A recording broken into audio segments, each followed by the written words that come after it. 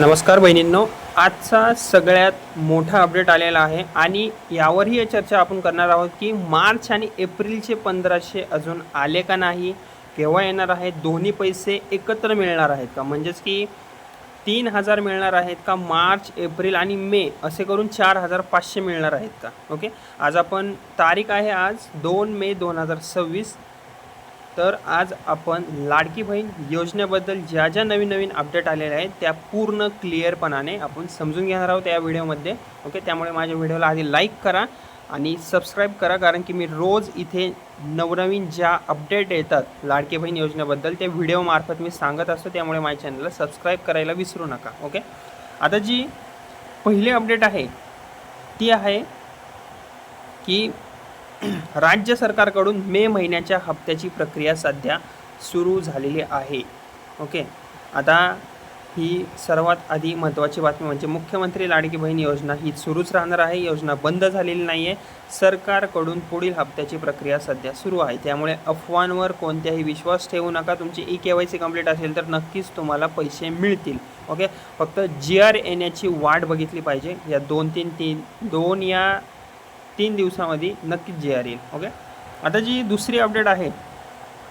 Okay, आता मुख्य मुद्दा काय आहे, मार्च आणि एप्रिलचे पैसे अजून अनेकांना आलेलेच नाही आहेत. अनेकांना काय, खूप जणांना आलेले नाही आहेत. पण नवीन अपडेटनुसार हे पैसे पेंडिंग हप्ते प्रोसेसमध्ये सध्या टाकले गेले आहेत. म्हणजेच की पैसे येणार आहेत पण थोडासा उशीर होईल. ओके, आता काय आहे की पैसे येणार कधी.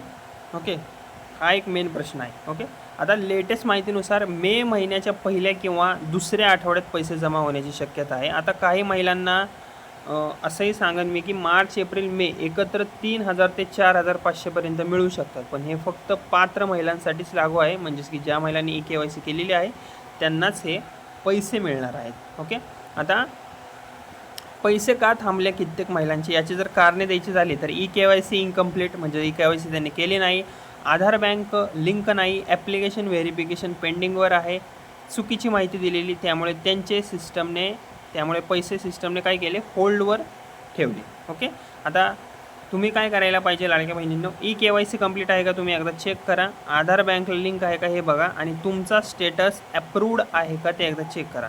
जर प्रॉब्लेम असेल तर CSC किंवा सेवा केंद्रामध्ये जाऊन तुम्ही लगेचच अपडेट करा. ओके, नाहीतर पुढील हप्त्यामध्ये तुम्हाला अडचण येऊ शकते. ओके, थोडक्यात सांगायचं झालं तर योजना चालूच आहे. मार्च आणि एप्रिलचे पैसे येण्याची खूप जास्त गॅरंटी आहे यावेळेस, आणि मेमध्ये एकत्र हे 2 महिन्यांचे पैसे मिळू शकतात. पण व्हेरिफिकेशन तुम्ही कंप्लीट करून घ्या. आणि अशाच अपडेटसाठी माझ्या व्हिडिओला लाईक करा आणि चॅनलला सबस्क्राईब नक्की करा. ओके, आणि कमेंटमध्ये मला नक्की सांगा की 2 महिन्याचे पैसे सरकारने द्यायला हवेत का नाही. ओके, धन्यवाद.